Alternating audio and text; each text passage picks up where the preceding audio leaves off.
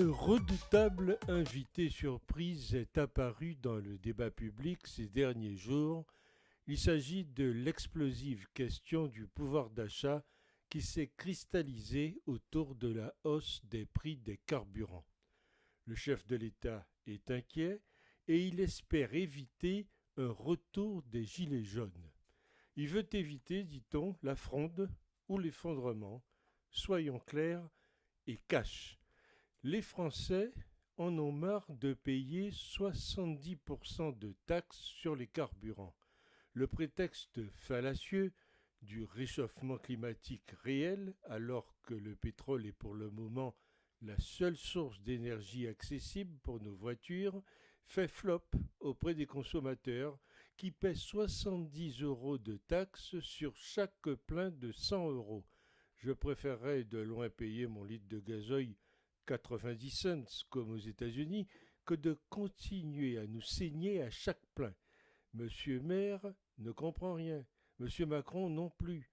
Les Français n'en peuvent plus des taxes. 20% sur de l'essence déjà taxée à 60%, cela fait beaucoup. Et je ne parle même pas du malus auto qui pousse la majorité à rouler en petite bagnole importée type Dacia. Vive la France! Prix de revient pour un litre, 50 centimes d'euros. Prix à la pompe, 1,90 € quasiment. Le delta est de 1,40 € et est constitué de taxes, plus TVA sur les taxes. Le gouvernement sait donc aujourd'hui ce qu'il faut faire. Mais M. Macron ne fait pas la pluie et le beau temps, surtout sur une ressource que la France ne produit pas. Ma grand-mère, qui avait beaucoup de bon sens, disait à propos de mon grand-père, vraiment très intelligent, « Il n'y a rien de plus bête qu'un homme intelligent. On ne demande pas des chèques cadeaux pour compenser certains de l'augmentation de l'essence. L'automobiliste veut que l'État arrête de se goinfrer de taxes à chaque augmentation du prix producteur, car là, c'est de la spoliation. La question n'est donc pas du tout de savoir si l'État a les moyens de faire des cadeaux. Présenter une absence de taxation des augmentations comme étant une perte financière est une insulte à l'intelligence. Moins gagner ne signifie pas perdre, et sur ce sujet très consensuel, les gilets vont vite jaunir si le gouvernement ne fait pas marche arrière sur le volume des taxes sur l'essence. M. Macron doit donc oublier l'hélicoptère de distribution des chèques États sous peine de voir des millions de réclamations, des fonctionnaires aux indépendants et même des chômeurs aux retraités. Le chèque, c'est le chaos assuré. Les taxes du carburant doivent être fixes et non liées au litre de carburant. La TVA ne doit pas être calculée avec la taxe. Les taxes ne devraient jamais excéder le prix du carburant. Tout ceci, c'est du bon sens.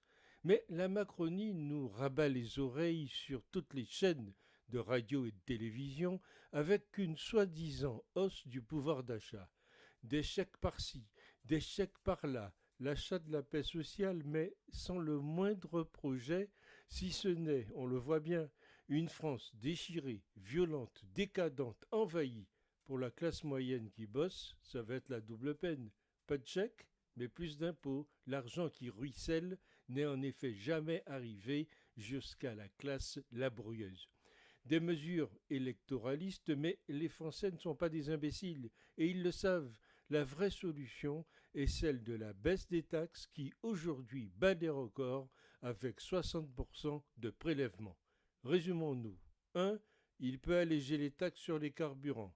Simple, efficace, tout le monde en profite. 2. Baisser les cotisations salariales et transférer une contrepartie de la taxe sur les carburants. Simple, efficace, tous les travailleurs en profitent. Faire compliqué et inéquitable avec des chèques énergie. Que choisira-t-il? Suspense. Et pendant ce temps, les grosses têtes cogitent, le prix monte et les gogos crient le bifort.